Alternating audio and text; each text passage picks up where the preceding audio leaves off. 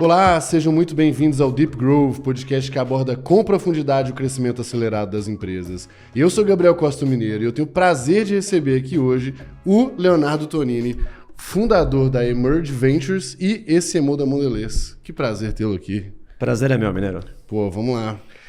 Ô Léo, deixa eu avisar para as pessoas o que vai acontecer aqui hoje, que é o seguinte. Lá vem. A gente sentou antes ali para combinar o jogo, um pouco do que ia ser o papo e tal. E aí, em 5 minutos eu concluí que vai ser a conversa com mais pauta e menos pauta do Deep Growth até hoje. Porque em 5 minutos nós listamos uma porrada de ideia. Aí eu falei, cara, vamos lá, vamos conversar, vai melhor do que... Então não tem uma grande linha narrativa aqui não, tá? Mas, uma das coisas que já me chamou muita atenção no nosso papo, desde, na verdade, quando a gente começou a conversar lá atrás, é uma junção de dois mundos improváveis, vamos dizer assim, né? Que você foi de uma carreira executiva em multinacional muitos anos e agora você foi para o extremo oposto, né? Indo para o early stage, operando e tal. E aí eu quero falar dos dois mundos. Então não necessariamente vai ser um depois do outro, talvez vai ser uma grande muvuca. Bora. E eu acho que para a gente dar o pontapé inicial, acho que vale a pena você contar essa trajetória. Especialmente o início, não, na verdade o início, né? A maior parte da história, na verdade, na multinacional e um pouco do que foi essa jornada. Porque daí a gente faz o gancho depois para o próximo movimento de Emerge. Vamos embora. Acho que essa partida é muito legal porque eu gostei da definição, né? Muito improvável, né? Geralmente o executivo, principalmente numa fase mais avançada, está muito acostumado a ter um monte de time que todo mundo toca tudo, está muito longe da mão na massa, o que é completamente oposto ao mundo do early stage que eu estou hoje, né? Uhum. Cara, minha trajetória de maneira breve, eu fiz carreira de quase 20 anos na Kraft Mondelez. Uhum. Então, o pessoal às vezes não conhece a empresa, mas conhece as marcas, né? Então, o famoso sonho de valser branco, todo mundo que te acompanha, né? Oreo, Tang, Bis, lá, todos os doces e snacks estão na casa das pessoas, né? E carreira bem tradicional, né? Então, executivo de marketing. E acho que uma coisa que já antecipa o movimento futuro, eu sempre fui um cara que adorei problema. Então, você era o cara que, assim, às vezes os amigos de marketing estavam olhavam a oportunidade pensando, qual que é a verba, né? Eu não estava nem aí para a verba. Eu sempre fui um cara muito mais de negócio do que de comunicação e queria resolver problema. Então, qual categoria tem um problema grande para resolver? Vamos lá. Então, isso acabou permitindo um crescimento bem acelerado, né? Ali, aquela coisa antiga, né? Trainee a CMO ali uns 20 anos, né? E, obviamente, quanto mais você vai crescendo, você fica mais distante da operação, mas você continua com esse drive interior de como a gente cresce o negócio, como a gente desenvolve as pessoas, né? Sempre essa gana de fazer acontecer, né? Então, acho que a primeira parte aí da pergunta tem muito a ver com motivação pessoal, né? Se eu paro para pensar agora em retrospecto, acho que até falando de growth, acho que muitas das minhas características pessoais têm tudo a ver com um cara bom de growth, né? Aquela curiosidade intelectual insaciável, né? Que é a necessidade de aprender e botar em prática, né? Até para os times muitas vezes é difícil, né? Porque você vem com um monte de ideia nova, vamos lá fazer e não é fácil ter chefe assim, né? Até uma coisa que você falou no negócio da verba, que eu acho que talvez uma da diferença que você devia ter das outras pessoas era... Talvez a pessoa olhava a verba e falava assim, então dá para fazer isso, não dá para fazer aquilo. E geralmente esse caminho do growth é meio que o contrário. Tipo assim, cara, eu preciso chegar nesse estágio, nesse resultado. E aí, como que eu quebro a cabeça para conseguir chegar lá mesmo se eu não tiver essa verba X disponível, né? Cara, esse caminho alternativo, né? Pausa nesse episódio maravilhoso pra gente fazer o jabá dos nossos patrocinadores. E o primeiro somos nós mesmos com o GLA Lideranças. A gente sabe que a liderança em marketing growth tem um impacto muito grande, tanto nos acertos quanto nos erros também. E é por causa desse impacto que muitos líderes e fundadores ficam inseguros com seu plano de crescimento. O GLA Lideranças é um programa de desenvolvimento acelerado de líderes de marketing growth para desbloquear todo o potencial de crescimento da sua empresa. É um programa intensivo que vai guiar a implementação de um plano de crescimento sólido para a sua empresa em apenas 4 meses. Nele a gente vai ensinar os nossos 5 frameworks que todo líder de alto desempenho deve seguir, com turmas pequenas e acompanhamento bem próximo. É só você clicar aqui ou ler o QR Code que meu time vai entrar em contato com você para explicar o programa. Nosso segundo patrocinador é o Super Coffee, feito pela nossa queridíssima Cafeinarme. E o Super Coffee é uma bebida energética para você que quer ter um maior desempenho físico e mental, seja para o esporte, para trabalhar mais, melhor, para os estudos, resumindo, para tudo. Utilize o nosso cupom DGPodcast. E o terceiro e mais novo patrocinador é a Minimal Club, nossos parceiros aqui no GLA. A Minimal é referência em roupas masculinas que combinam qualidade premium com design minimalista. As camisetas da Minimal Club não encolhem, não desbotam e o melhor de tudo, não dão aquelas bolinhas horrorosas, né? Elas são feitas para durar até 4 vezes mais que as camisetas tradicionais. E tem um detalhe muito importante aqui, tá? A Minimal também tem uma solução para empresas. Inclusive, todas as camisetas e moletons que a gente usa aqui no GLA, como prêmio para a comunidade, para o time, são da Minimal, inclusive essa aqui também. Se você for comprar para você no e-commerce, usa o cupom DGPodcast para ganhar 15% de desconto. E se você quiser para sua empresa, entre em contato com eles pelo link aqui na descrição. Totalmente, eu vou até mais longe, né? Eu acho que o próprio modelo de colocar o target, e como ele é feito em grandes empresas, que são sempre targets, objetivos incrementais, né? Ele acaba matando a chance de crescimento fora da curva, né? Então, obviamente, daqui a pouco a gente fala de startup, né? Isso tem casos de crescimentos de 100%, 200%, 300% da noite para o dia testando coisas novas, né? A gente pode falar sobre isso. Cara, mesmo em grande empresa, eu cheguei a participar de projetos de marcas de algumas centenas de milhões de faturamento que dobraram de tamanho em 2 anos, né? Nunca isso está no objetivo de ninguém, né? Esse é um caso legal. Lá atrás, a gente tinha um desafio com uma das marcas da empresa, que era Tang, né? De suco. E aí um gringo trouxe uma ideia muito legal, que ele, entre aspas, deu um cheque em branco. O que tinha por trás do cheque em branco? Era uma maneira de você tirar a caixinha, né? Legal, se o plano é crescer 8%, vamos projetar para crescer 10%, eu consigo entregar o 8%, porque ano que vem tem mais meta, eu quero ganhar bônus todo ano, né? Quando você tira essa restrição e abre o espaço, coisas incríveis podem acontecer, né? E acho que esse é um dos grandes problemas do modelo tradicional, que é todo mundo vai game o sistema, né? Você vai bater e, cara, precisa bater ali no 100%, porque ano que vem tem meta nova, né? Sim. Então acho que isso é um baita inibidor de crescimento junto com política, estrutura, burocracia. A gente vai explorar.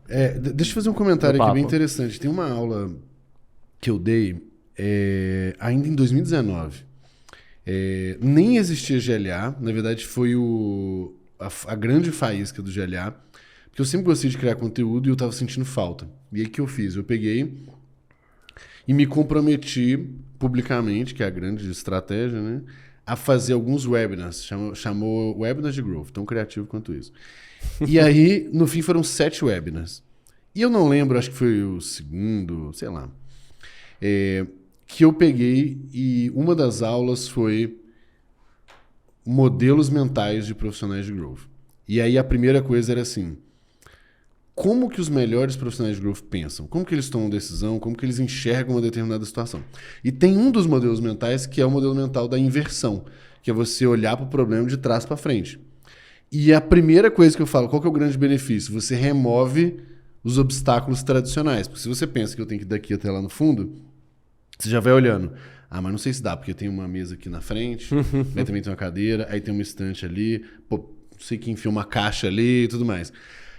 Se você já parte da premissa que você tem que chegar lá no final, cara, a gente tem que chegar lá no final aqui. Aí a gente começa. Então, o que eu preciso fazer? O que eu preciso tirar da frente? Então, o que eu vou tirar da frente? De que eu preciso desviar? E essa mentalidade, apesar dela parecer muito simples, ela é exercício o tempo inteiro, porque é muito mais cômodo jogar nos problemas, né? Claro. Pegar as muletas e tal. Claro. Então, isso que você falou pra mim, você falou dos comportamentos de growth ali, pra mim tá bem alinhado mesmo. E até é legal, porque para não deixar a resposta 100% em aberto, né? Porque legal, isso é o que você, de uma certa forma, viveu nesse universo, né? Mas, por que o interesse e a migração para a startup, né? Então, é legal essa dinâmica de entender o que está acontecendo com a indústria de consumo, não só no Brasil, mas no mundo inteiro, né? Que é um dos temas que eu mais gosto e mais estudo, e a Emerge vem daí junto com o meu sócio, né? Você pega o modelo, eu brinco, o modelo de geração de demanda, para usar o jargão, né? Ou seja, de fazer sua marca ser conhecida e desenvolver um negócio da indústria de bens de consumo, desde os anos 30, lá o que a Procter & Gamble criou, nos anos 30, né, criando a novela para vender sabão, por isso chama soap opera. Eles basicamente inventaram as novelas em rádio, que eram uma desculpa para poder apresentar o Sabonete Ivory como patrocinador.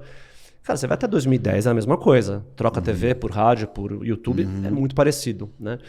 Então o que acontece é que por décadas você tinha um fechamento de entrada de canal e de comunicação por escala.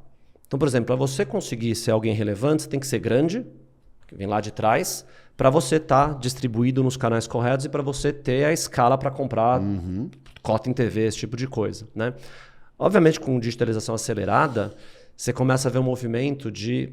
Hoje, qualquer marca pode ter sucesso, se for a extremo, né? E a estatística legal aqui é, na última década, pequenas marcas crescem muito mais rápido que grandes marcas. Então, sem esse controle, né, da escala, que é uma baita barreira de entrada, quem se comunica melhor com aquela audiência e quem foca em nichos iniciais consegue ser muito mais relevante e crescer. E o que você vê hoje na indústria é uma mudança, né, uma baita dificuldade de crescer grandes marcas e cada vez mais o interesse em adquirir pequenas marcas de crescimento muito maior, resolvem muito bem problemas de nicho, né, e com muito espaço de crescimento. Estamos gravando isso aqui em outubro, né? A Pepsi acabou de anunciar uma aquisição de mais de 1 bi de uma empresa que faz tortilhas de uma família americana, mas com raízes mexicanas, mais saudáveis, né?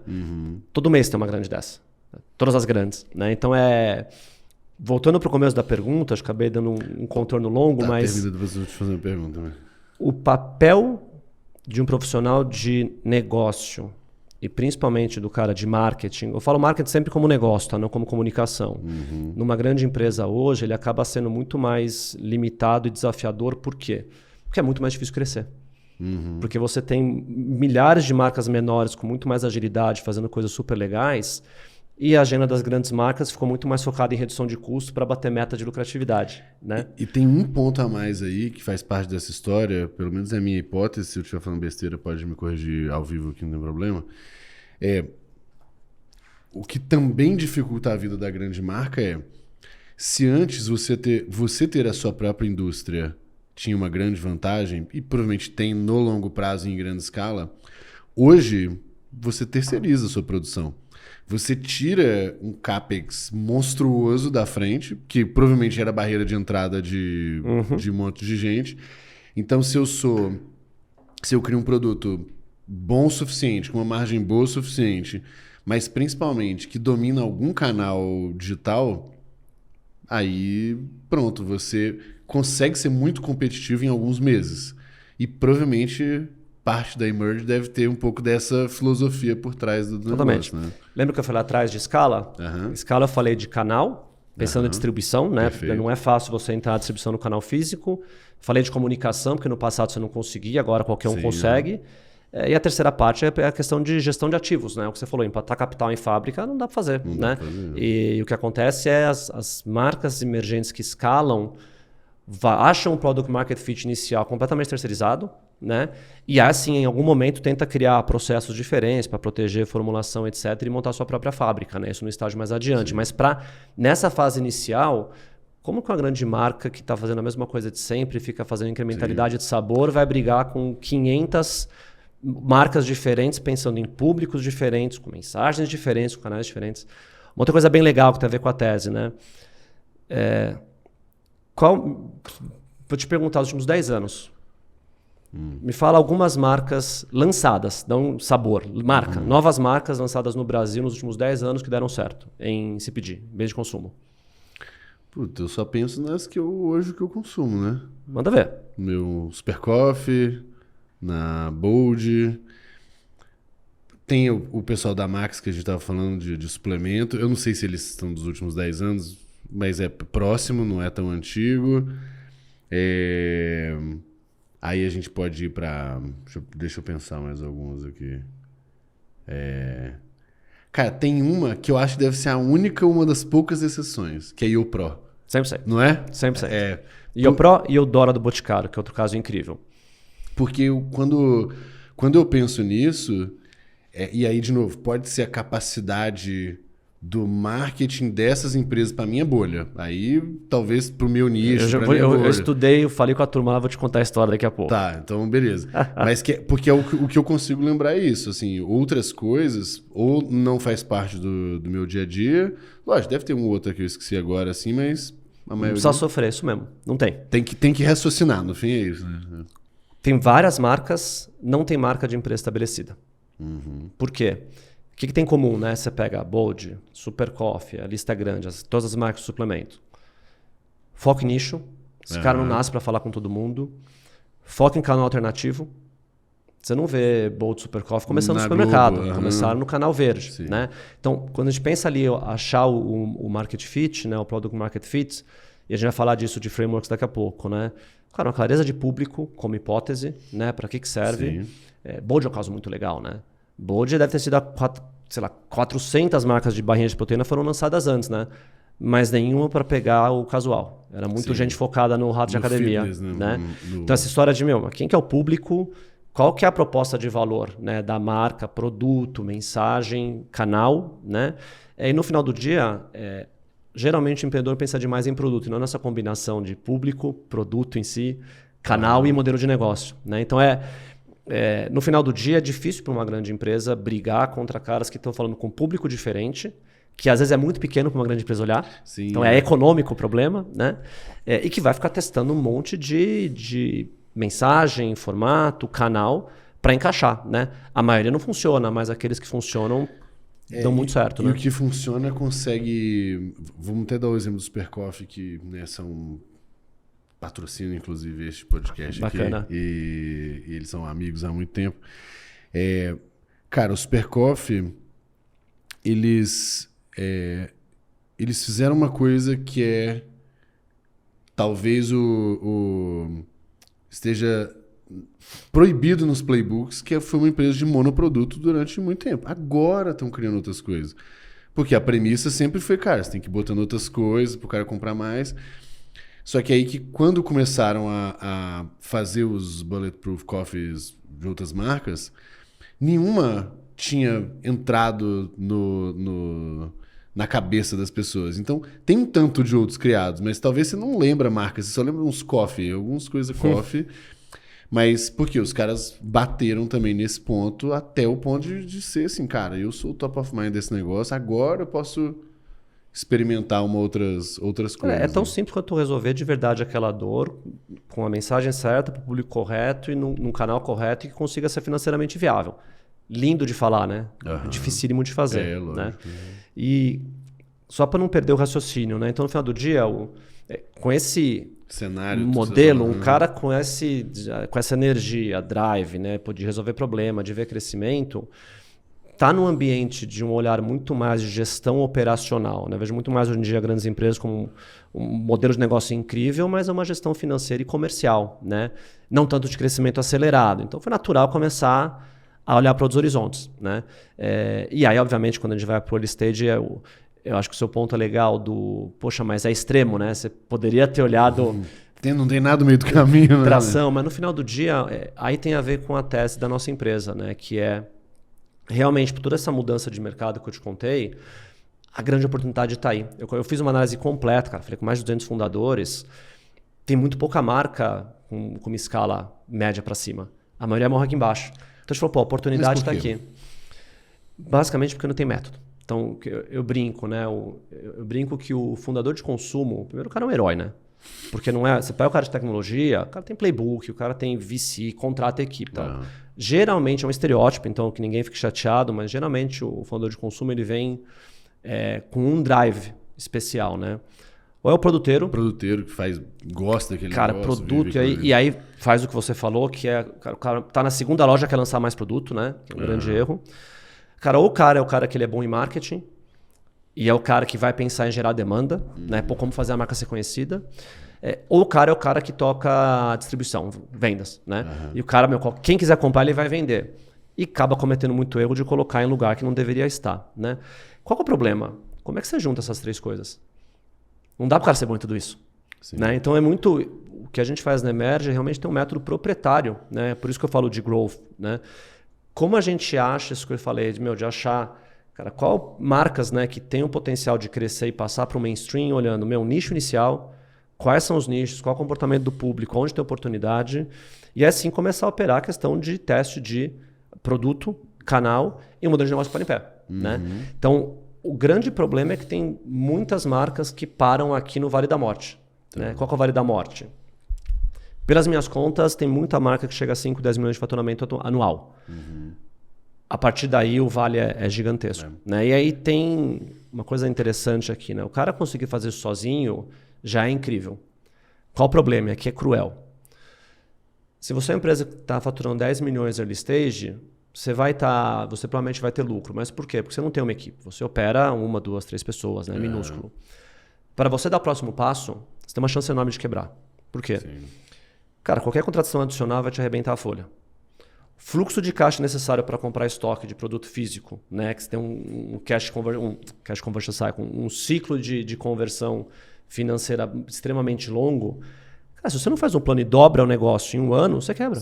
Então tem muita gente que fala, até tem a vontade de aprender, a garra, e o cara fala, pô, mas eu estou bem aqui, se eu der esse passo, a chance de eu bater o cara na parede é muito grande. Né? Então é sistêmico, eu diria. Sim, talvez a lógica então eu prefiro talvez crescer menos, mas jogar um jogo aqui que hoje eu tenho controle, do que mudar tantas variáveis de uma vez e é aquela linha, né, é um passo tão perigoso, não sei se perigoso é a palavra, mas é um passo com potencial de merda tão grande que talvez a matriz não vale a pena. Né? Eu acho que até, sem dúvida é isso, mas tem algo até antes, que é até a própria questão da incerteza de como fazer. Porque como eu comentei, diferente de tech, você tem muita equipe, cara, literalmente, conheço N casos, cara, o cara produz, o cara vende, né? O cara tem que criar a marca, tem que fazer a marca ser conhecida, então o cara faz tudo. E quando você faz tudo, você não consegue ter uma profundidade de fazer alguma coisa bem, né? Então assim, pô, para eu dar o próximo passo, eu vou ter que repensar. Eu não sei fazer, eu não tenho tempo. Contratar equipe, mas contratar equipe não quer dizer que vai dar match. Então, tem tanto risco envolvido e não tem playbooks disponíveis, né, em consumo. Você tem que... Uma boa parte do meu tempo é caçar e montar e testar esses playbooks, né, esses modelos, né? Mas não é uma coisa tão acessível quanto, sei lá, SaaS, outras verticais que são investidas por VC. E eu fico pensando o quanto que esse playbook ele varia, não que precisa ser outro playbook, mas o quanto ele varia em algumas questões logísticas, por exemplo. Se a gente fala de vestuário, de um modo geral, a gente está falando de grade. Então, que é um caos, né, para esse mercado. Quando a gente vai para alimentos, nós estamos falando de shelf life, né, de tempo de prateleira. Então, você já começa a ter outros problemas. Eu não sei, talvez tenha particularidades de cada um desses mercados que talvez o playbook que funciona para uma também não vai funcionar exatamente igual. Talvez a base sim, mas tem alguns desafios operacionais no meio do caminho. Faz sentido? Faz muito sentido. E tem outro problema de playbook antes, que é o seguinte. Se a gente pega esses casos que a gente falou que deram certo, as táticas são muito diferentes, aquelas combinações que a gente falou no começo do papo também são diferentes. Então, para mim, o playbook tem muito mais a ver com, na fase de encontrar o mercado, como você testa isso para encontrar o mercado, porque a solução vencedora vai ser diferente, né? De novo, produto, canal, mensagem, etc. Além de todo o caos operacional que cada categoria vai ter, né? Então, por exemplo, se você pega algumas categorias como suplementos e cosméticos, se você olhar um modelo mais D2C, né, e-commerce, que a gente olha e opera, se você não tiver uma margem bruta gigantesca para começar, nem entra. Não tem como funcionar. Porque a hora que você faz a conta, teu custo, comissão de marketplace, logístico, meios de pagamento, mais aquisição de mídia paga, não tem como funcionar. E a maluquice do imposto. Né? Loucura. Agora você vai, quero estar em um alimento no supermercado. Outro modelo completamente. Você vai operar com a margem muito mais baixa.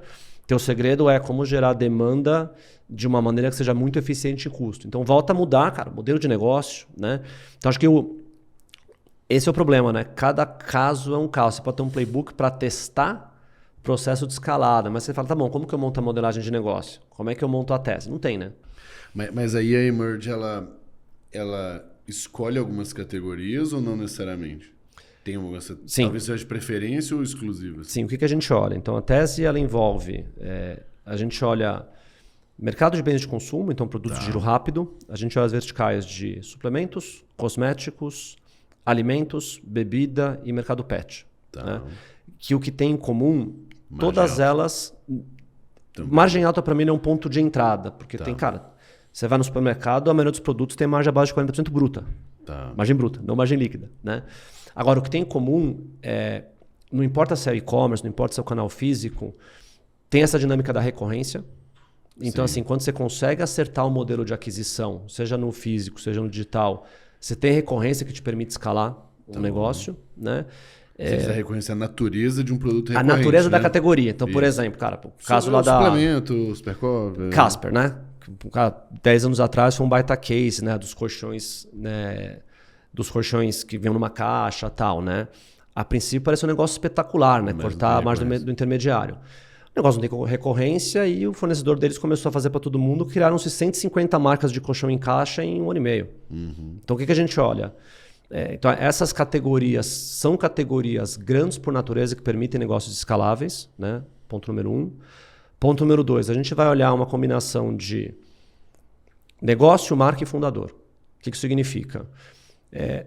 Alguém que a gente está de olho dificilmente vai ter tudo encaixado e voando se ele não precisa de uma ajuda externa. Lógico, né? Então, alguma dessas coisas não vai estar bem. Né? Então, geralmente, tem um perfil de fundador que a gente gosta que tem a ver com topar um sócio que opera. Né? A gente opera mesmo, mão na massa, tá lá fisicamente, contrato. Não é uma coisa de dar o dinheiro e cobra no board. Né? A gente está lá junto nas trincheiras. É um espetáculo, eu adoro, não é todo mundo que topa esse perfil. Então, tem uma história de como desenvolver isso junto que para a gente é importante. A segunda, a marca / categoria. Né? Tem categorias que têm um potencial de crescimento maior e a gente vê certas marcas que parecem ter muito potencial que precisam de certo ajuste. Né? Às vezes tem um potencial escondido, um diamante bruto, que se a gente ajusta a mensagem, público, etc. Né? E o outro é negócio. Às vezes tem até negócios que são bacanas, mas não tem marca nenhuma. Né? Então a gente vai sempre buscar que tipo de assimetria que tem aqui, que a gente consiga ter confiança que a gente entrando junto com esse fundador, com o método a gente consiga escalar esse negócio junto. Né? E a gente busca empresas com faturamento de 10, 50 milhões anual. Por quê? É exatamente quem deu algum sinal de tração inicial que passou o Vale da Morte, mas que você ainda tem um modelo de negócio que está no mesmo estágio. Né? Não é científico, talvez depende do tamanho do ticket médio, mas 50, 70, 100 milhões... parecidos, né? Em momentos parecidos. E, às chega vezes, uma fase, cara, sei lá, 50, 100 milhões, começa a entrar private equity, começa a entrar um nível de profissionalização em processos que não dá para operar no nosso modelo, até porque o nível de investimento é muito maior, o playbook operacional avança. Né? Então a gente tem uma tese muito clara, né, de pegar a turma que está aqui no Vale da Morte que não consegue atravessar e levar para o próximo estágio. Então lá tem o 0 a 1, tem o 1 ao 10, a gente leva dos 10 aos 50, vai, os 10 ao 100. E aí tem mais gente entrando no ecossistema com 1 milhão de opcionalidades. Né? Dá para tocar o negócio para sempre de uma certa forma, dá para vender, tem 1000 caminhos para pensar, mas acho que o nosso papel no ecossistema é como ajudar a fomentar mais marcas de um tamanho legal para mudar o panorama brasileiro. Mas até a tese de vocês principal, é que eu não sei exatamente como que você montou. Vocês montaram fundos? Não. Tá. Capital próprio. Capital próprio. Então a ideia é exatamente, esse é um limitante. Né? Então hoje a gente a gente deve ter até 5 investimentos no curto prazo, né? Para operar no paralelo. Esse é o horizonte que a gente está enxergando. Essa é outra coisa legal, né? Tem muita visão de longo prazo, tem meta, mas não adianta fazer um plano detalhado de 5 anos, né? Como a gente vê em empresa tradicional, porque as coisas mudam muito rápido. Então tem que ter essa... É interessante, né? Como ter convicção em certos temas que não vão mudar, mas ter a flexibilidade de ajuste no dia a dia para correção de rota, né? Que aí tem tudo a ver com o papo de startup early stage, né? A gente literalmente... Cara, tem coisa que a gente brifa num dia, no dia seguinte tem que mudar. E tá tudo bem, né? A gente falou um pouco a confusão organizada, né? O que me vem à cabeça aqui, até como fundador também e tal, talvez nessa história inteira quando escutando todas as peças desse quebra-cabeça aqui, que eu acho que pro founder, se ele não percebe isso, ele deveria perceber, é que vocês têm um skin in the game total. Uma vez que você não está trabalhando o dinheiro dos outros, é o dinheiro de vocês. E por isso, por eu estar colocando o meu dinheiro e eu saber operar esse negócio, vamos juntar as forças, porque se der ruim pra você, dá ruim pra mim também.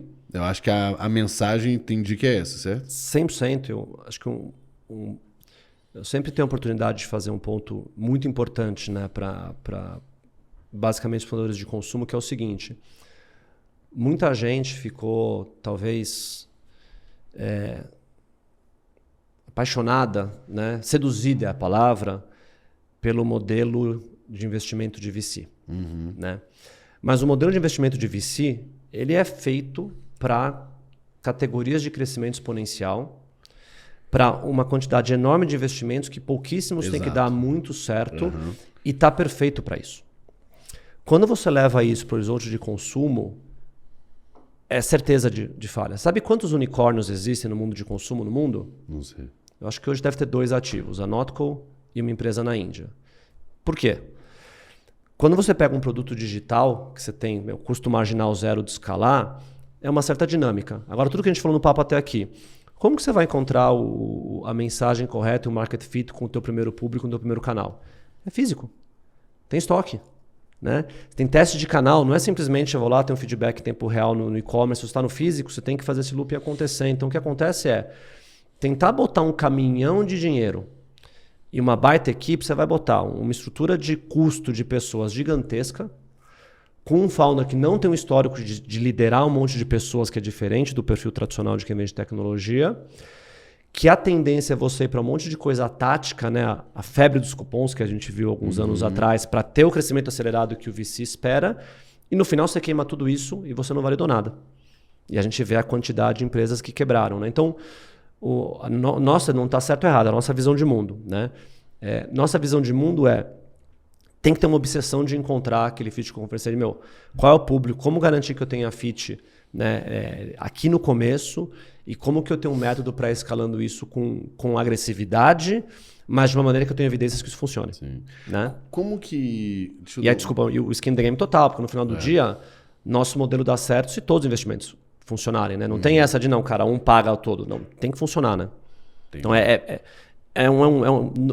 tem os unicórnios, né? Tem os camelos, aqui é um bicho, eu não defini ainda qual que é o bicho, mas é um bicho diferente, né? É o ornitorrinco, pronto. Uma coisa que você falou me chamou muita atenção aqui. Pelo que eu entendi, não é o cenário que você pega, mas inevitavelmente você lida com isso, que é essa história de como que eu valido esse fit de produto com o mercado, né, principalmente ali. Das empresas que chegam até vocês para conversar e tal, seja esses que dão certo ou não, tanto faz. Você entende que a empresa consegue ainda crescer bastante mesmo sem ter acertado bem esse negócio? Ou não? Realmente, para chegar num determinado estágio, tem que ter acertado a mão ali? Até o Vale da Morte, você consegue crescer no que eu chamo mecanicamente. Tá. O que significa isso? Explique-me. Comprando o mercado. Tá. Né? Então, às vezes você vê muita... Eu brinco, né? Você começa a ver muito barulho em PR, né? De empresa tal, faturamento tal. Quando você vê, simplesmente os caras pagaram para colocar o produto em gôndola. Quem disse que vai gerar? Sim. Então, essa é uma dica que eu sempre dou, né, cara? Qual que é a primeira obsessão de qualquer fundador no começo? Você tem que ser maluco por entender de verdade o comportamento de quem começou a te consumir. Porque geralmente a gente busca muito isso, né? Geralmente o ouro está ali. Se tem alguém, qualquer certo, você fatura 10 mil, 100 mil, 1 milhão, você faz a lição de casa, de falar com essa turma o tempo inteiro, né? De fazer um processo de entender o que encaixou ali, você já começa a ter evidência para montar um plano de growth mais específico para entender o potencial daquilo. Quer dizer que vai ser de primeira? De forma alguma, mas pelo menos tem um roadmap que não é somente intuição. Né? E, cara, para minha surpresa, quase ninguém faz isso. De novo, porque o ritmo, o cara tá lá brigando com o terceirista para produzir, tentando. Então é uma rotina longa. Então uma anedota que eu conto várias vezes, né, cara? É muito comum eu estou fazendo uma mentoria gratuita, tentando ajudar, né? E, cara, pergunta básica, né? O que é teu consumidor? É assim, assado, é tal idade. E eu, interessante, cara. Seguinte, você tá 100% e-commerce, né?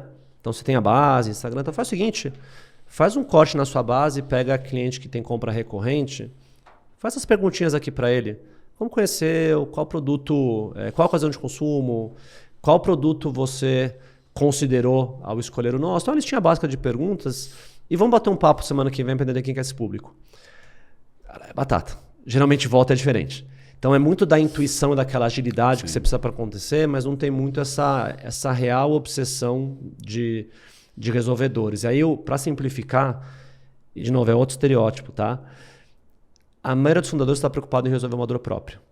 E não realmente em... Quando você pega todos os casos, mesmo esses casos legais que a gente falou, nasceu um doador do fundador, que ele criou um produto para resolver a dor própria e foi escalar, ele é a persona do produto dele. Exatamente. Né? Exatamente. É muito mais difícil criar um negócio que você não é a persona, né? Então é aí que a gente olha que vê muita assimetria, tem muita oportunidade aí, né? Tá. Tem duas coisas aqui.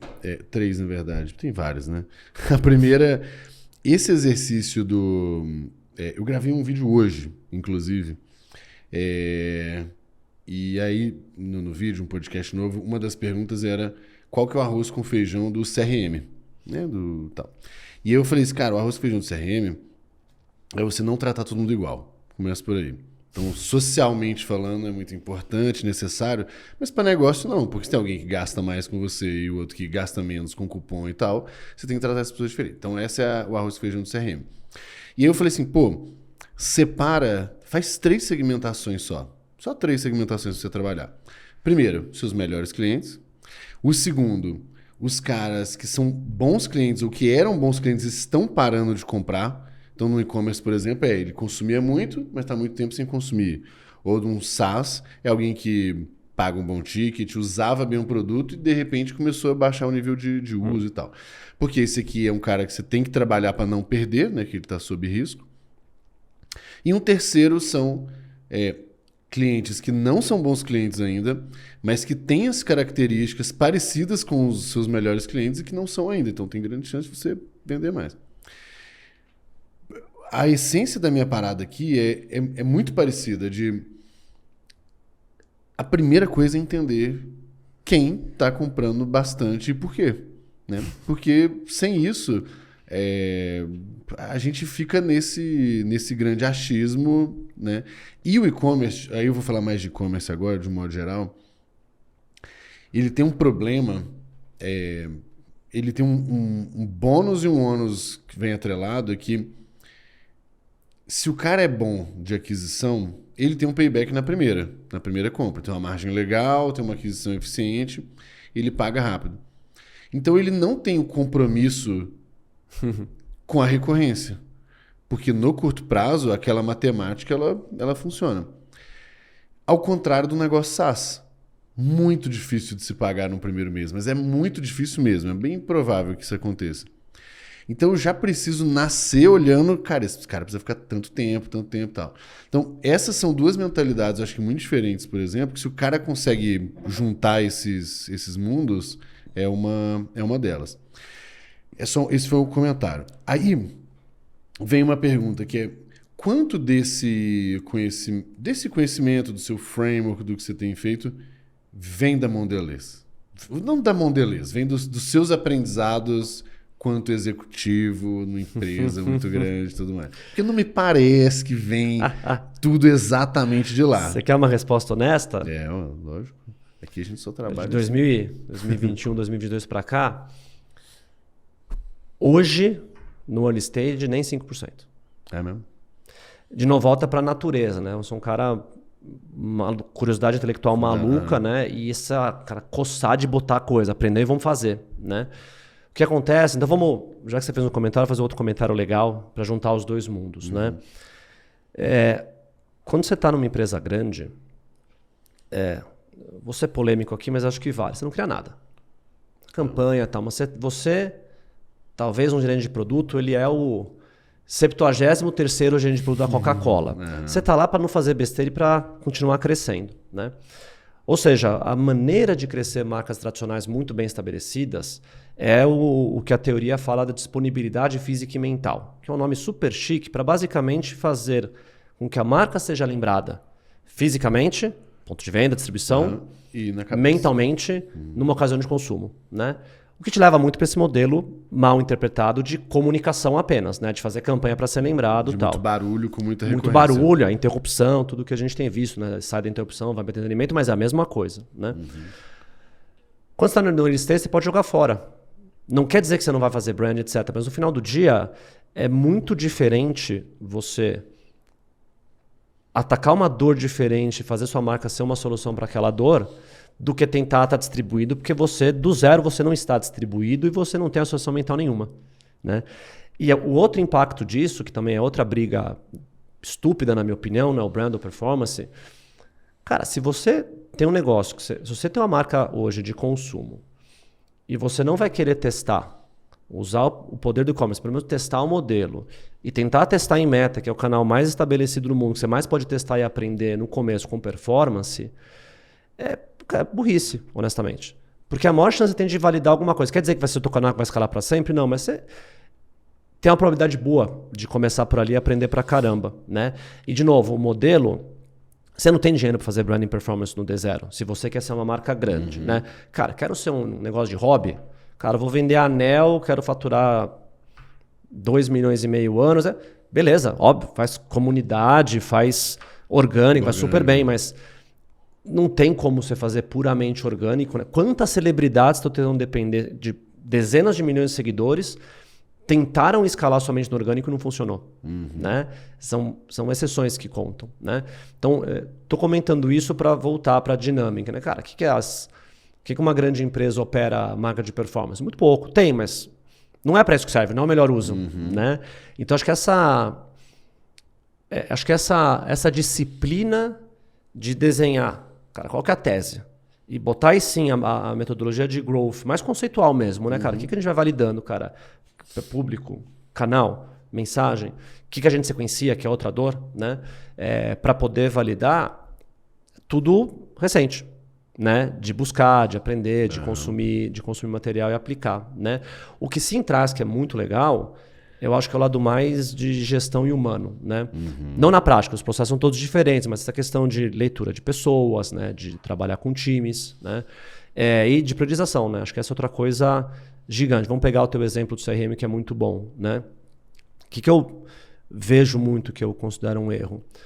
Às vezes a pessoa tem uma hipótese muito legal, CRM, né? E quer testar, mas quer testar... Não, é pessoa tal, é o mineiro, é aqui em São Paulo, é empreendedor, e o design... E o cara vai ficar lá 8 dias para... Cara, põe no ar em 3 minutos para entender muito rápido se o negócio cola ou não cola. Então... Como ter essa capacidade de escrever hipóteses boas e testar da maneira mais rápida e barata possível. Né? E às vezes não tem essa dinâmica. Quando você para pensar e faz a conta, a quantidade de testes que você pode fazer, o impacto é brutal. Né? E aí o fato dos fundadores de consumo não terem esse background é um problema sério. Porque toca o time, sai fazendo e não percebe como essa esteira pode ser muito mais produtiva de testar mais coisas com mais profundidade. Né? Então... dá para levar um pano para manga. Mas voltando ao começo da conversa, para quem muita gente procura bater papo, né, para fazer a transição de executivo de empresa para startup, né, são mundos bizarramente diferentes. Né?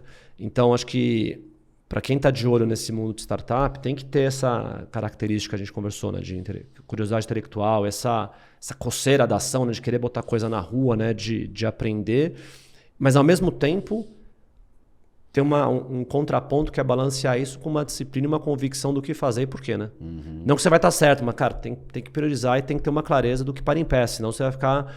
Você já ouviu falar de espaguete na parede? Não. Você vai estar... lançamento de produto. Cara, você vai tacando. Alguma hora o espaguete vai grudar. Não é um método, né? Isso eu brinco. Tem muita gente que a estratégia de lançamento de produto é o espaguete na parede. Você vai tacando, uma hora e vai encaixar. Uma hora vai dar boa. Pode até funcionar, mas vamos combinar que não é o mais efetivo, né? Mais uma pausa, mas agora é rapidinho para te ajudar a descobrir quais são os gargalos que estão impedindo a sua empresa de crescer mais. Para isso, o GLA lançou o Diagnóstico de Growth, uma ferramenta gratuita que vai te mostrar onde está a sua principal oportunidade de crescimento. A ferramenta vai avaliar os 8 fundamentos de growth da sua empresa, dar uma nota para cada um deles e vai te mostrar qual deles você tem que priorizar. Quer fazer um diagnóstico e descobrir onde está a sua maior oportunidade de crescimento? Tem link aqui na descrição.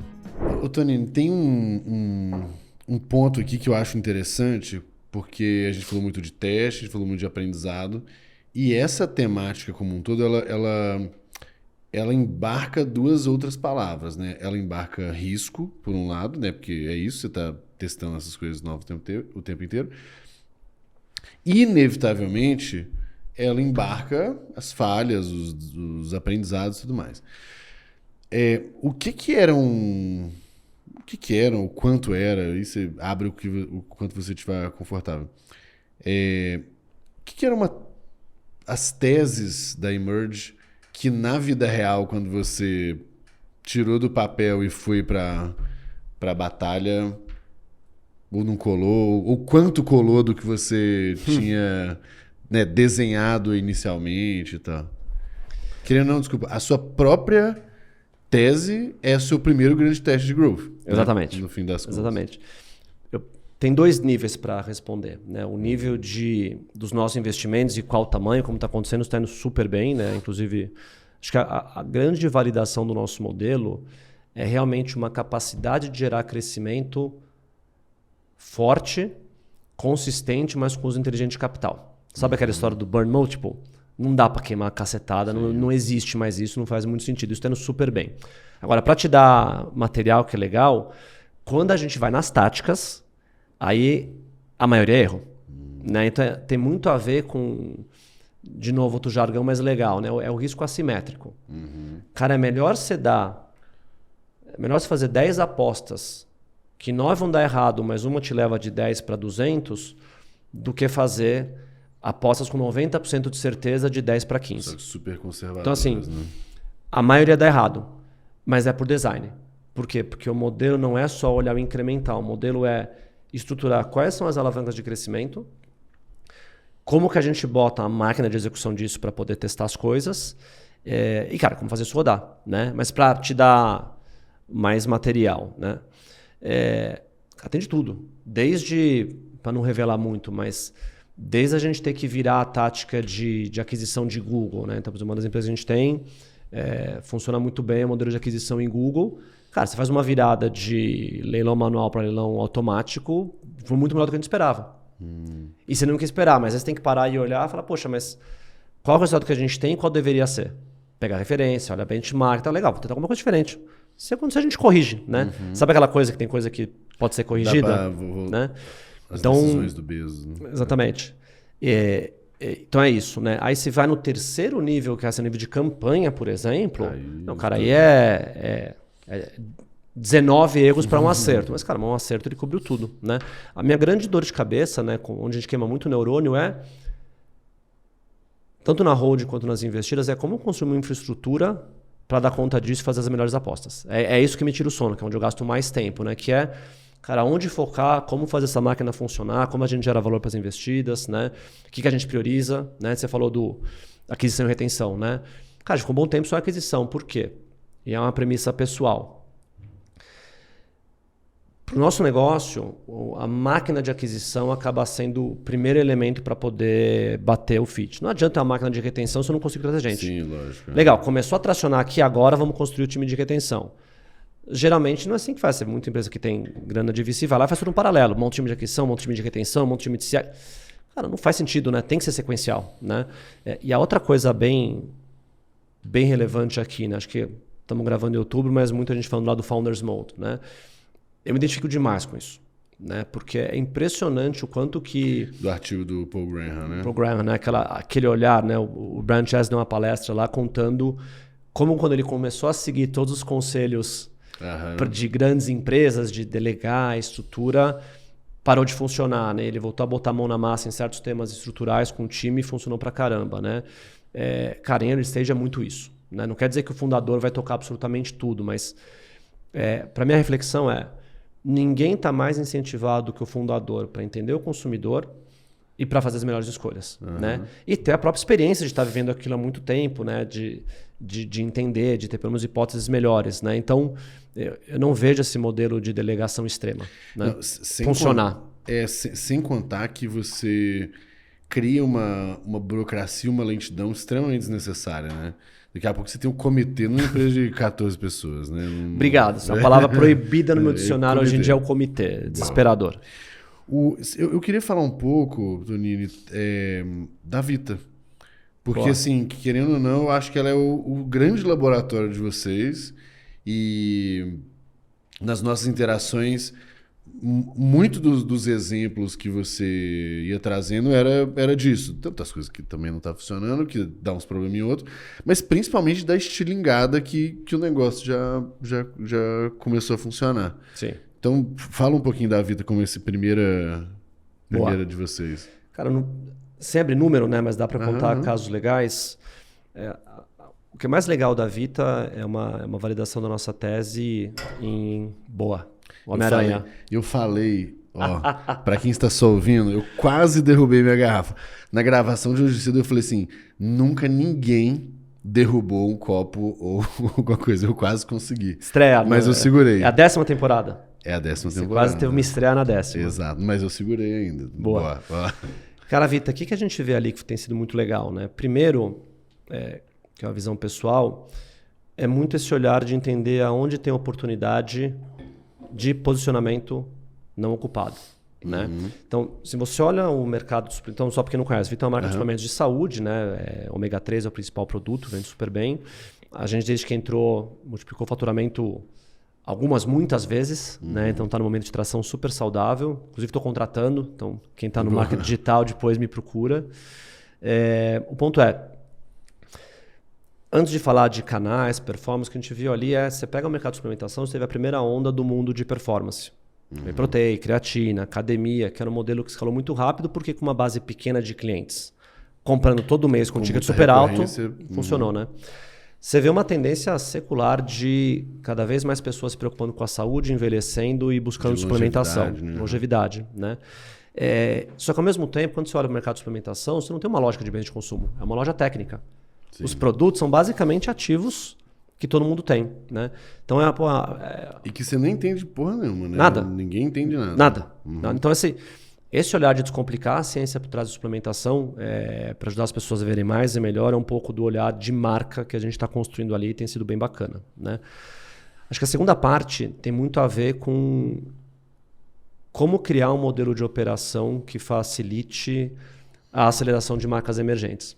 Né? E aí uma coisa muito legal que a gente tem lá é a maneira que a gente opera com o fundador, né? Porque como eu disse, estamos juntos, de verdade, operando, né?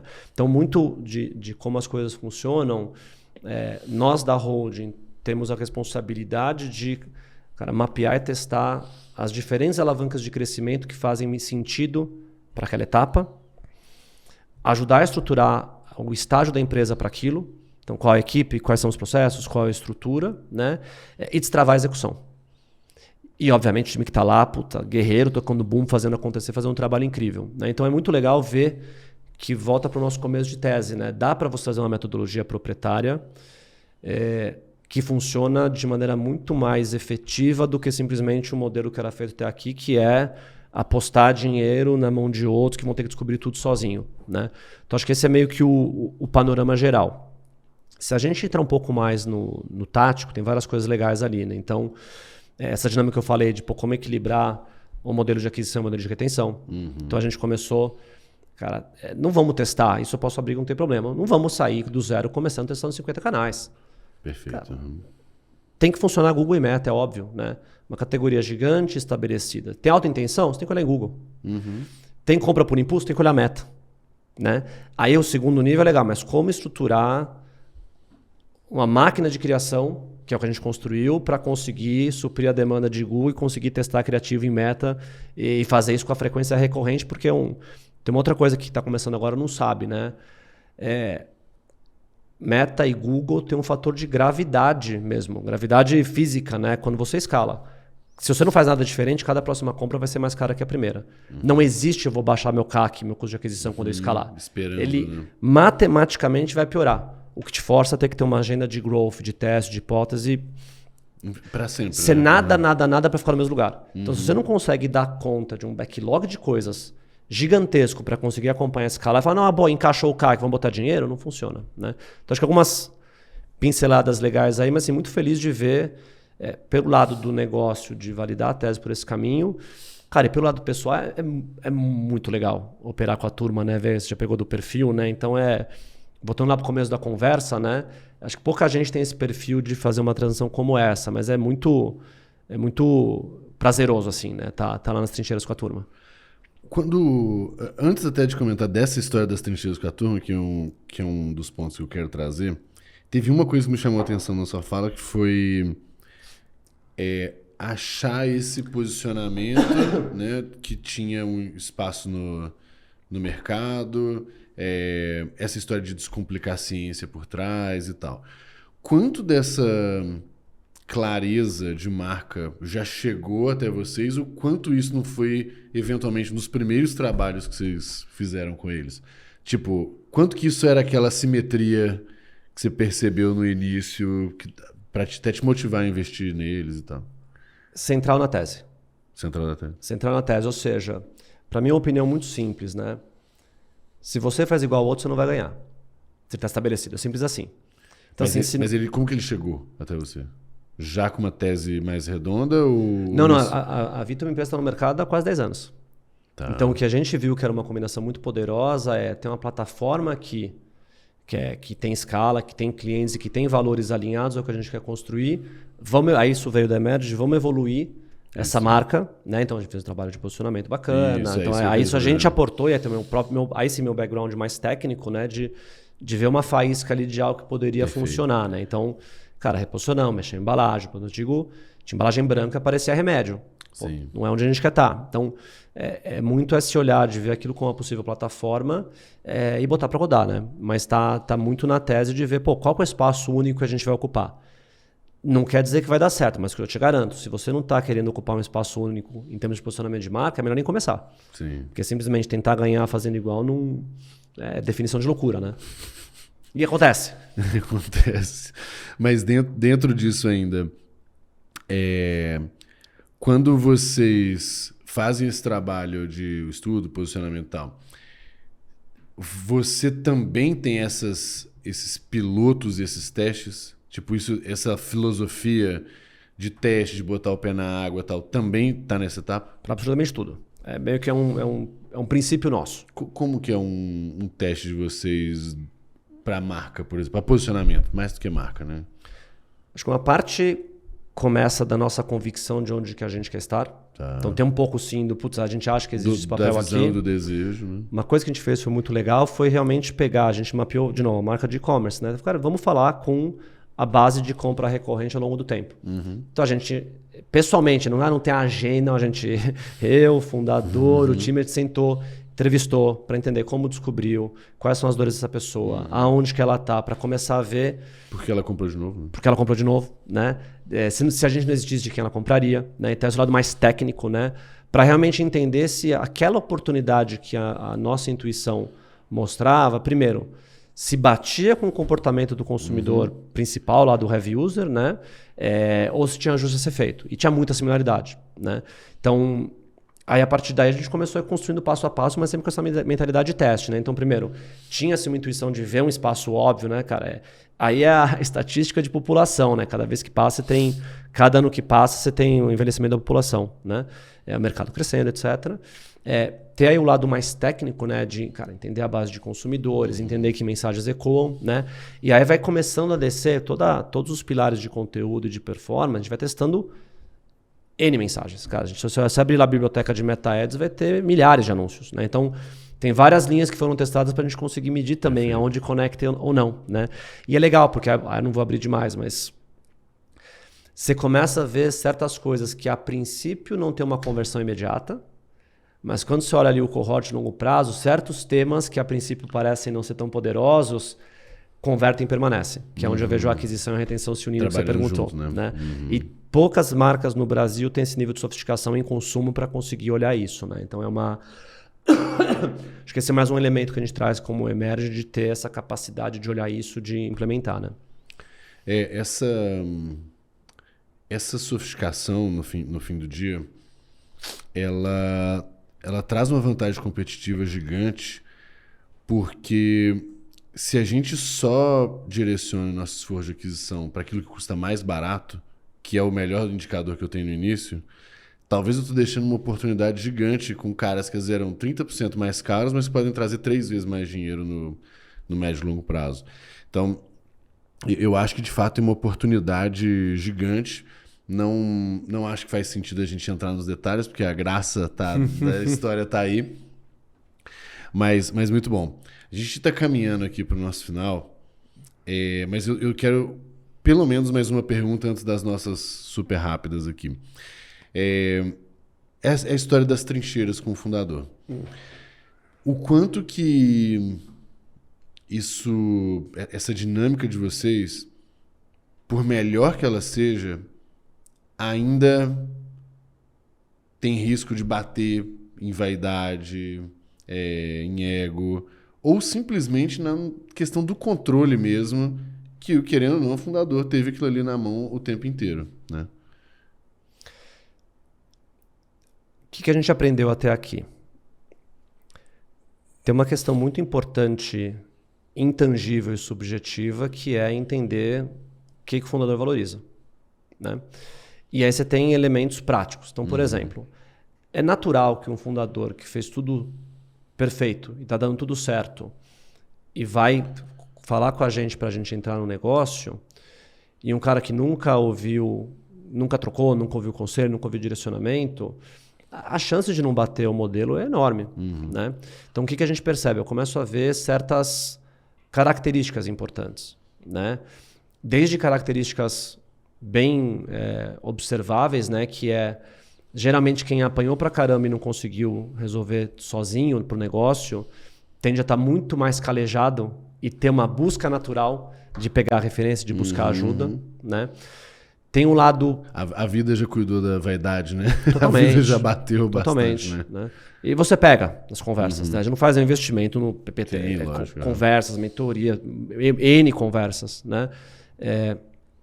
Tem uma questão de comportamento mesmo, né? Então, cara, quando o cara ouve, você tá batendo papo, Sim. Cara, uma coisa que acontece muito, né? A gente tá conversando, cada um vai ter sua opinião sobre o negócio, tá tudo bem, né? Num pitch, né? E aí eu tô vendo objetivamente que o negócio é ruim e o cara tá querendo me convencer que o negócio é bom, que é o viés dele. Eu já descarto. O negócio é ruim. Assim, você abre o DRE, é um negócio ruim. Se o fundador não consegue enxergar isso, não tem nem como começar uma conversa, porque tem uma dificuldade de ler objetivamente, né? Essa mente talvez um pouco até mais quantitativa, né? Mais analítica, é importante, né? O que é diferente de eventualmente da pessoa falar assim, cara, eu sei que tá ruim, mas eu ainda acho que isso aqui tem um espaço de mudança tal, aqui, porra, tem uma alavanca, eu não sei qual que é ainda, mas, porra, tem oportunidade aqui, que é mais a postura sobre o problema do que o problema propriamente dito. Totalmente. Né? E até mais do que isso. Além disso, eu não sei como resolver, eu preciso de ajuda para resolver, porque eu sozinho não tenho estrutura para resolver isso. Então, muito do que a gente busca é um match quase que filosófico, né, do que a gente está construindo na holding, né, na Emerge Ventures, que são competências críticas para escalar aquela marca, aquele negócio, e um fundador que está a fim de ir nessa jornada com a gente, né, de ir junto, né?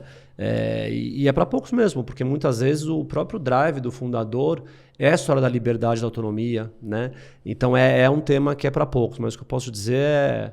Depois entrevistar o Thiago, lá, o fundador da Vita, é um caso muito legal, porque é um baita aprendizado também, desenvolvimento, né, dos dois lados.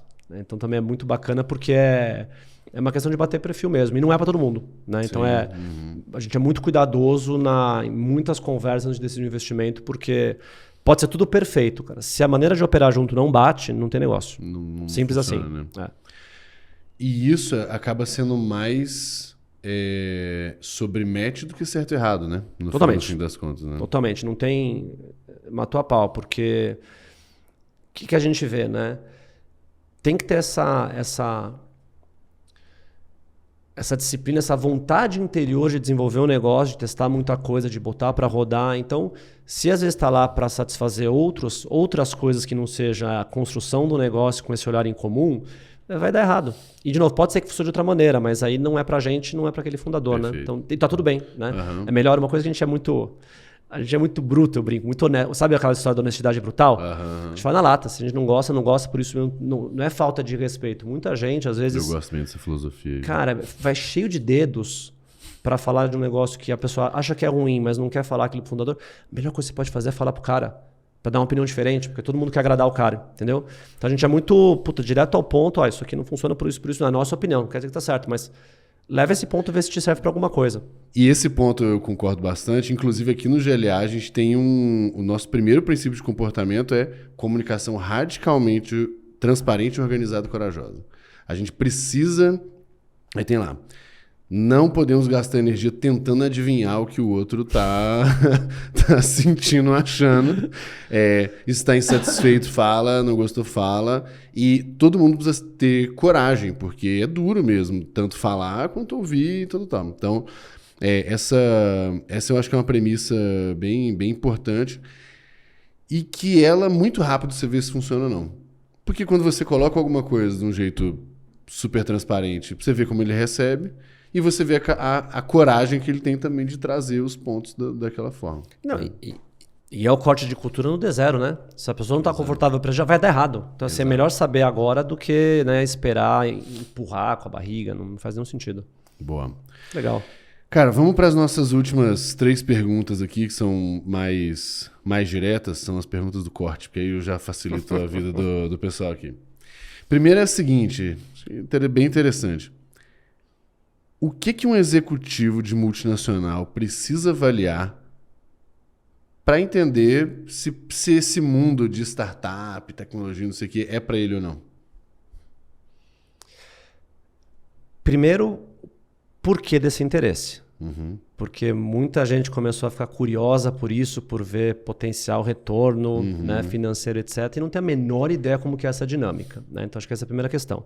Segunda é buscar entender minimamente como é que é a vida numa startup, né? Porque, como eu já disse no meu caso pessoal, nada é mais distante do que o conforto de uma grande empresa, que tem muito desafio, a maneira de operar é completamente diferente, né? Perfeito. E o terceiro, bem na prática, early stage você vai arregaçar a manga e fazer, não tem essa de mandar os outros fazerem, né? Então, assim, se você está acostumado, um cargo muito experiente, sênior, e tem agência para tudo, terceiro para tudo, esquece. Não vai dar errado, tem que voltar e fazer e tocar o bumbo. Então, são essas 3 coisas. E provavelmente, se isso te empolga mais a ouvir, é um bom sinal de que você está no caminho certo, né? Sim. Boa. Segunda pergunta, qual que é a sua visão sobre branding e performance trabalhando junto? Eu vejo trabalhando menos junto, vejo trabalhando sequencialmente. Vou explicar. Tá bom. Se você está no early stage, é natural, pensando numa empresa de alto crescimento, é natural você começar com performance. Por quê? Porque performance é uma maneira incrível de você poder validar fit, né? Então, assim, você pode ser, eu vejo muita empresa muito cuidadosa com o olhar de marca, pensando em conteúdo, comunicação, etc., não vai te gerar atração inicialmente pensando em escala, né? Agora, aonde que as coisas vão no paralelo? Foi o caso que eu te contei no papo mais cedo. Se você não tem um trabalho muito claro de onde você quer estar posicionado, para quem você quer falar, qual canal, isso volta a ser brand de uma certa forma. Né? É um pouco fundamentos de marketing, né? Que você executa através de marca de performance. Então, acho que essa briga ela é meio errada porque viraram os silos do time execucional de performance e time execucional de marca. Quando a gente vê o papel, tem que estar a marca bem posicionada, que é brand, e você vai estimular nesse estágio muito mais performance, né? Aonde você começa, acho que para mim onde está o segredo é em que momento você começa a estruturar a tua parte de conteúdo de marca, que vai trabalhar no orgânico, comunidade, um monte de outros canais, que vão te ajudar também que o processo de performance seja mais frutífero, né? E aí o desafio é como trazer performance para a marca. Então, por exemplo, não dá para fazer marca e achar que está tudo... Você tem que ter medições, né? Então, por exemplo, tem alguns frameworks interessantes, né? Pô, você consegue olhar qual que é o teu crescimento de busca por marca que gera negócio num longo prazo, que costuma ser esse trabalho de marca mais formiguinha?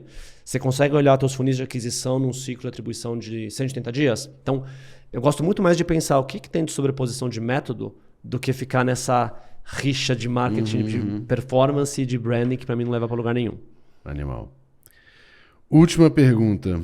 Essa é a que a gente faz igual para todas as pessoas desde o episódio número 1. 3 recomendações de conteúdo, e aqui pode ser livro, curso, podcast, o que você quiser, que você entende que pode ajudar as pessoas na jornada. Aí pode ser a jornada empreendedora, pode ser a jornada executiva, pode ser a transição de jornadas, o que você quiser. Tá bom. Eu vou quebrar o protocolo da uma, porque se a gente dá um monte, o pessoal não escolhe uma para fazer. Se você quiser mais, tem um monte na lista. Uma que eu acho muito boa. Tem um podcast americano no Spotify, chama Operators, né? Operadores em inglês. É genial, porque são 4 fundadores / executivos de marcas de consumo americanas, B2C, e basicamente toda semana os caras estão trazendo ali os desafios de negócio sem filtro. Tudo que você imagina, né? Desde, cara, compra para lá Black Friday, como estruturar a equipe, como funcionam os canais de aquisição. Então é completamente tático, mas tem uma riqueza para você poder entender de marcas, todas as marcas ali, marcas de 100 a meio bilhão de faturamento no e-commerce lucrativo. São caras que funcionaram, né? Então eu gosto muito desse, voltando ao nosso papo de startup, coisa prática que você vai poder aprender e aplicar, né? Então acho que esse é imperdível. Se quiser mais 2, eu dou também. Não, vamos. Não me quebra esse protocolo, não, pelo amor de Deus. Vai. Mas a primeira tem mais peso, tá? A primeira tem mais peso, tá bom. Cara, o segundo mais estrutural, então, né? Lean Startup, do Eric Rice, acho que devem ter recomendado 1000 vezes, mas acho que muitos conceitos da startup enxuta em português, né? Nascem ali, são super fáceis de aplicar e namora muito com growth, né? Concordo. Então acho que para mim tem muito a ver com mindset, né? Então ali tem muita coisa que você pode fazer em qualquer lugar, empresa grande, empresa pequena, startup, para sua casa, né? Muito bom. Cara, um terceiro, um cara que eu gosto bastante também, que tem essa pegada de podcast, é o Nick Sharma. Também um cara na cena tem uma agência de marketing de performance focado early stage, também essa pegada muito de conselhos táticos, pegar muito quem está mais no começo da jornada. Então, acho que para quem está muito enviesado aí pelo universo de bem de consumo, né? Mas acho que quem está ouvindo a gente que está nesse universo, esses aí são imperdíveis. Boa. Cara, muito legal o papo. Eu fiquei muito feliz. Obrigado por a gente ter conseguido casar essa agenda e bater esse papo. Tá vendo aí, ó? Nem precisou de pauta e a gente nem bateu todos os pontos que a gente listou aqui, listou mais cedo. Cara, obrigado, de verdade, muito feliz. E o último recado aqui para as pessoas quem estiver ouvindo a gente no Spotify, é obrigado a dar 5 estrelinhas, tá? É obrigado, senão vai tudo errado na sua vida. E no YouTube, se inscrever no nosso canal, compartilhar, gostar, enfim, vocês já sabem o que tem que fazer. É que tem que lembrar, porque senão o pessoal não faz, impressionante. Beleza? Velho, obrigado de verdade de novo. Galera, até a próxima. Valeu. Foi ótimo.